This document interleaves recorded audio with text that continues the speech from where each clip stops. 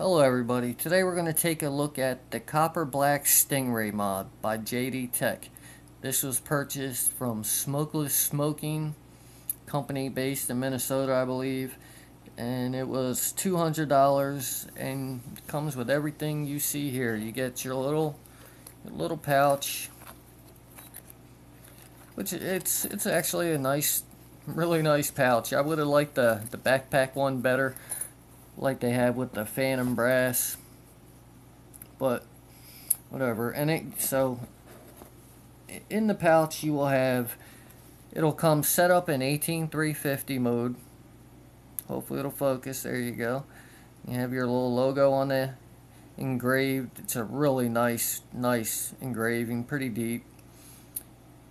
The Stingray, and on the back you have your serial number. Mine is 394. You have your switch, which has, the switch is copper with a 304 stainless steel wrapped around it. I did initially think there was an engraving on the switch, but apparently there either isn't, and I must have been seeing things, or I got a bunk switch. Either way, here's the switch. It's still nice. There's your top cap, copper top cap with 304 stainless wrapped around that. And hopefully you can see the spaces at the end of each of those little channels up there, how there's a gap there. That allows airflow, so when you screw anything down that needs airflow from the 510, you will not have an issue with this. You will get airflow through those little spaces in there. Really nice, and I actually like how you can see the copper through there. Kind of, if you have it setting off and you just glance at it, you can almost see like a red sparkle and stuff. It's really nice, really well done. You have your 18500 tube, which you also get in the kit. Again, you have your Stingray. Maybe I should hold it right. Here you go, your Stingray engraving. It's actually a little bigger on this tube. Looks very nice, and you have your serial. Hopefully you could see that on this. It actually came like that new on mine. It seems, I don't know if the people at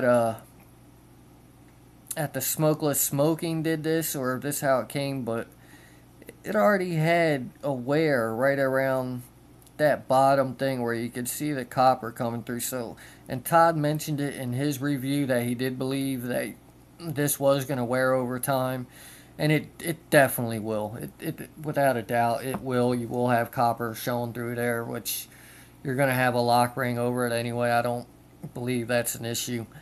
And you also have your 18650 extension. As you see, the tubes are all copper, and they have what they're calling a black chrome over the tubes. This is the weirdest feeling chrome ever. The only thing I can compare it to is kind of like an Ego battery. It almost has that rubbery feel to it. It doesn't make it feel cheap. I really like the feel of it, to be honest with you. It's not slidey. It's really comfortable. It's never super cold when you pick it up. It's just really nice. The feel, I personally like the feeling of it. I do believe it will scratch pretty easy. And you also get this drip tip. Hopefully I can get it to focus here. There you go. And you also get this drip tip. This drip tip fits in everything. It works just great. Really joy to use, really comfortable. But the letdown to me is it's a plastic drip tip. I was kind of disappointed about that. I was really hoping it was going to be copper or even some sort of metal with this black chroming on it, so it would match up perfectly. I mean, it does match up, but it's a plastic. So I was kind of surprised about that. But do bear in mind, it's not the same plastic as the drip tips you'll get with like a Viva Nova. It's not that cheap, hard, just, I don't know, it's kind of, it almost feels like a resin kind of. It's nice, it's soft, it's comfortable. I mean, for a plastic drip tip, this is by far the best that I have seen, although I'm not a huge fan of plastic drip tips. Oh, and I should also mention you have a little copper ring on the bottom to match up with the mod, although I haven't really found anything that this drip tip looks good on yet. So, and that's all you will get in the pouch. Let me show you the insides. The contacts are all, what are they? They're all silver plated copper. Hopefully you can see that there. Silver plated copper. You need to definitely be careful with the threads on this. All the threads, again, they're copper. Now, I have not had a single issue with top caps or anything threading on. Everything seems to catch just fine, and I'm sure you cannot hear that. It's the smoothest threads that I have ever used. It's impressive. It really is. Anyway, so here's the switch. It is a magnetic switch, and the throw is really short, and that's it. That's all you got for the throw. In Todd's video, they did say it is adjustable. You can unscrew this white dowel ring up a little bit and get at your switch. And hopefully I've shown that. All the polish is 304 stainless steel with the little copper inlay. No logo on the bottom.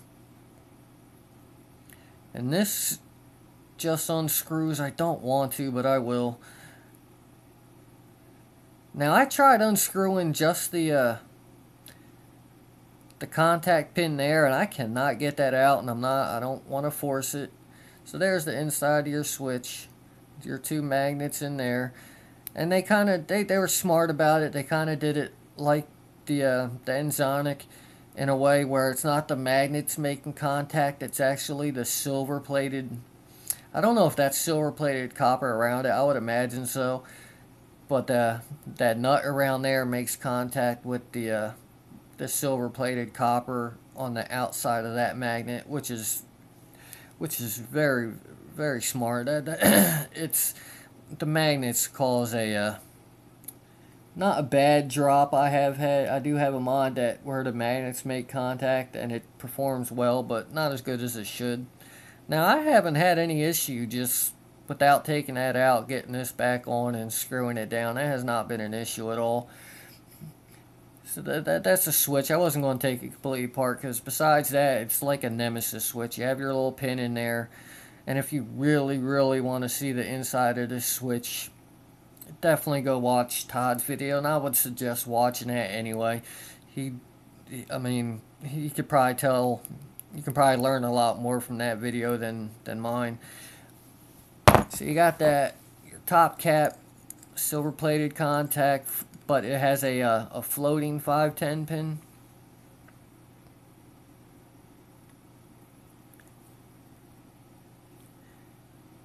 And there's that. So when you screw down your Addy, you don't have to unscrew anything to make any adjustments. It'll self-adjust, and then you just shore up the battery by tightening the switch in further. Now this locking ring can be a pain at times for the simple fact that it only goes on one way. So if you're trying to put it on backwards and you can't get it, do not force it. If you just notice that it's sticking out a little far and doesn't seem to be making any progress, just flip it over and it'll catch. No problem. The mod has some weight to it, and I'm pretty impressed with that.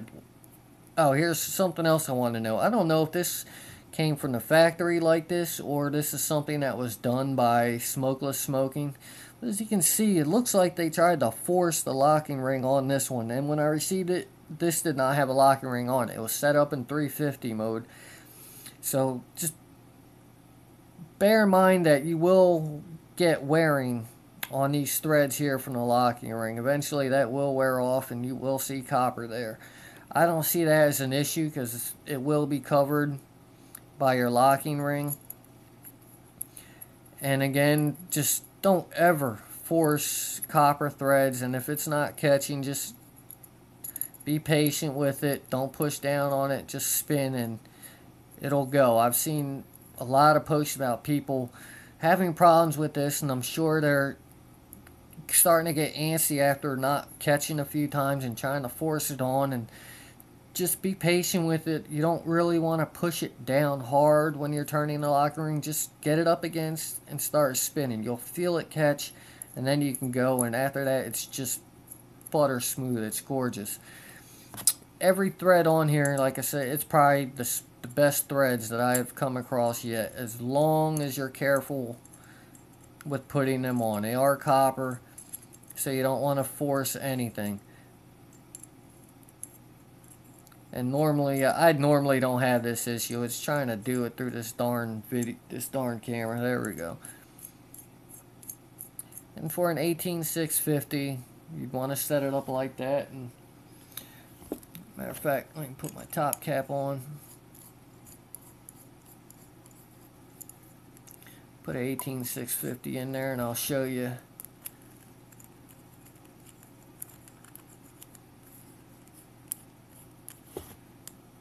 And what do I have near me that I can put on it?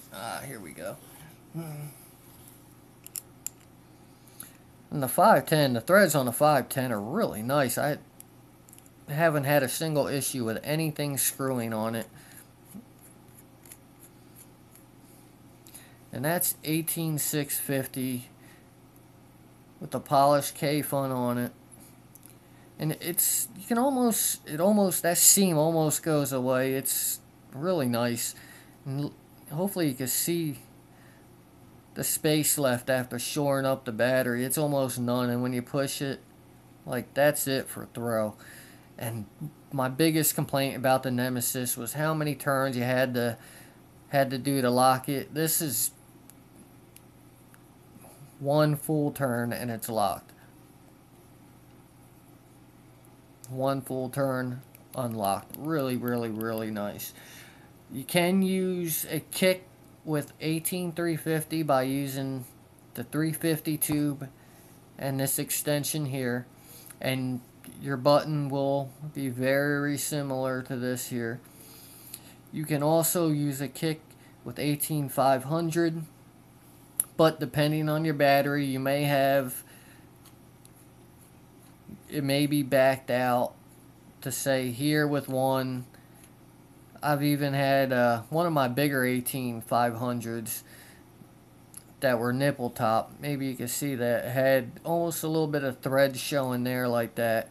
Now with a what was I using? The E-Fest 18500s. It's about there with the kick. With the AW 18490, it was almost right there. It was about perfect with the kick. So I had no complaints at all with the kick, and it's worked great. The voltage drop, I gotta stop. They're starting to become completely unreliable. Maybe not unreliable, but it's down to the point with some of these mods that the bottleneck is now the battery. I'm getting, my best performing mod was the Private V2, the authentic version, and I'm getting and it would fluctuate anywhere between 4.01 to 4.03 volts under a 0.5 ohm load, and that's with the battery charged to 4.17 volts. With the same conditions, I was getting that with my copper vanilla. I'm getting that with this actually, but this seems to hit, vape wise, just the way it feels, seems to hit harder than the Private. Like, juice will actually kind of start tasting a little burnt on this, whereas I can just unscrew the Addy, take the battery out, put it in the Private, and won't be as, it just seems to be just a tad less burnt.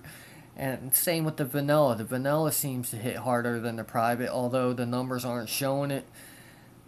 So you, again, take that for what it's worth. I don't know anymore. I need to find a better way to do the voltage test or something, and I'm not going to be doing anything like P. Basardo does with his, although I think his test might be the most accurate by using a whole little setup like he has. For the most part, that's it with this mod. I have had no complaints. I really only did this video just to mention the feel of the finish, because I have not seen anyone else mention that it doesn't feel like you would expect a chrome to feel. It really does almost have a rubbery feel to it. Now, it's not all spongy and rubbery exact like Ego battery, but it does kind of have that grip that you would expect from a rubber coating.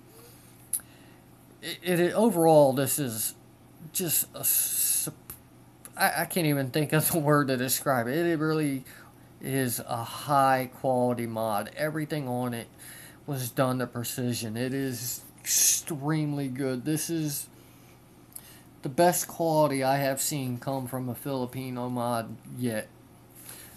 From the Philippines, that's what I meant. Anyway, this is the best quality I've seen out of them yet. It really, really good. Really impressed. The price is outrageous, but I mean, I paid similar for mods that did not come with a drip tip, that did not come with a nice little pouch. On the packaging point, and this is Minnesota Smokeless Smoking's fault, I do believe they should have done better. They offered free shipping for the price, and it was thrown in just your regular old bubble wrap bag. And it's kind of, my heart dropped when I got home. I seen it stuffed. It's literally looked like it was crammed into my mailbox. And you sit there and think, oh my God, I hope they, and then opened it up, and it wasn't really bubble wrapped inside of this pouch. It was wrapped, it was in a little Ziploc baggie right here with the number on it, wrapped in paper towel. So, I mean, it's not much protection in my opinion. I really think, even though it was free shipping, they should have put it in a box or something, but don't expect that from other vendors. Most other vendors will upgrade your shipping with a high-end mod to priority, or at least box it. So that's not something you would normally have to be concerned with. I guess I'll show you 18500 mode real quick. I don't have any batteries in here with me. I don't want to go super into detail with this, because I do really want you guys to watch Todd's video on this. I mean, his camera is much better. He is much more knowledgeable, and might be able to give you a few other tips that I don't have. Oh, okay. Does remind me of something. Here's 18500 mode real quick though. It is a very small mod. Even in 18650 mode, it's nearly a half an inch smaller than the Nemesis mod. And here's 18500 mode next to an 18650 battery. Oh, the mod is 22 mil in diameter. Anything else? The threads are not the same as the Nemesis. Although they do look very similar, they are extremely tiny, fine threads. They are not the same as the Nemesis, so you cannot use any of the rings or anything like that off of the Nemesis mod. The switch. Now, Todd spoke about it in his video that he spoke to, what's the guy's name? Drew from JD Tech. And he said there could be some issues with the switch because it's new copper and you need to kind of break it in, and hopefully you can hear this. That's only if I hit at the outer edge here. In the center, it's just super smooth, perfect, fires every time. Hitting on this edge here, won't even budge. Won't budge, won't budge.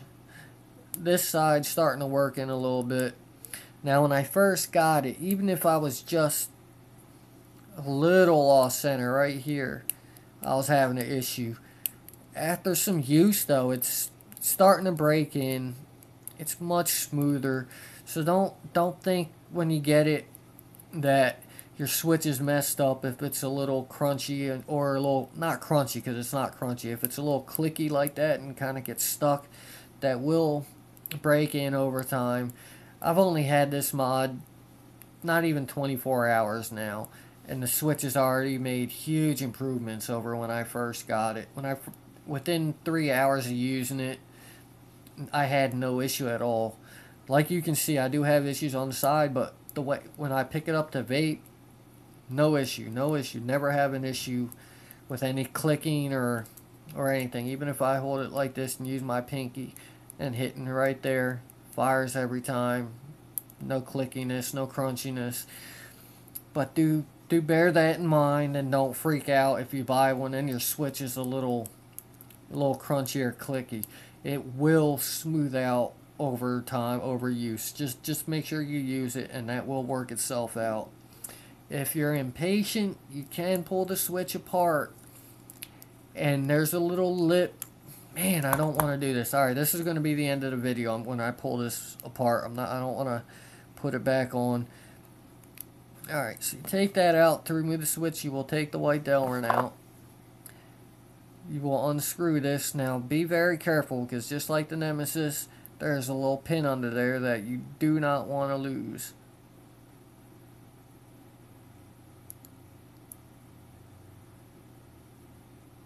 And it looks like my pin... Alright, the pin was stuck to the magnet on there. Where can I drop the pin that I'm not going to lose it? Put it in there. Alright. So you got that. You take that out. See how that's set up, and you have your little thing. Now, if you want to... Some of the crunchiness is actually coming from this lip. Right on the bottom of there. So if you want, you take the little sandpaper and sand the outer edge of this ring and the inner edge.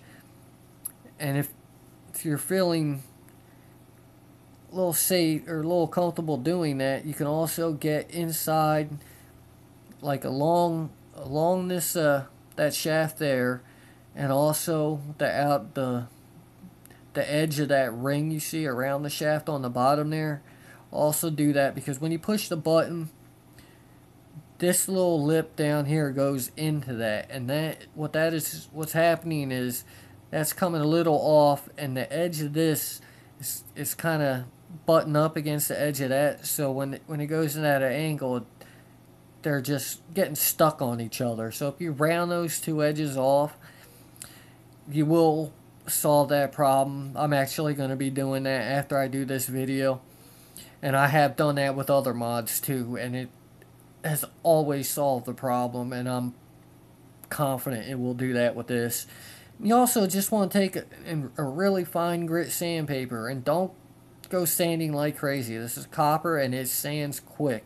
So get a really fine grit sandpaper and just do the same with this. You don't need to really go all the way through, but you just kind of want to round off the edge of the hole there, and do the same. Well, I already pointed this part out, but just do the same on both sides and there, and that will solve any grinding issue you have with this mod, with the switch. And it will also do the same for any other switch you have. You just want to sand those two little corner parts down a little bit and kind of round them off, and that will solve your issue. You will have a perfectly functioning switch. Anyway, I dragged this on longer than I wanted to. Thank you guys for watching. Definitely go check out Todd's review on the Copper Black Stingray by JD Tech.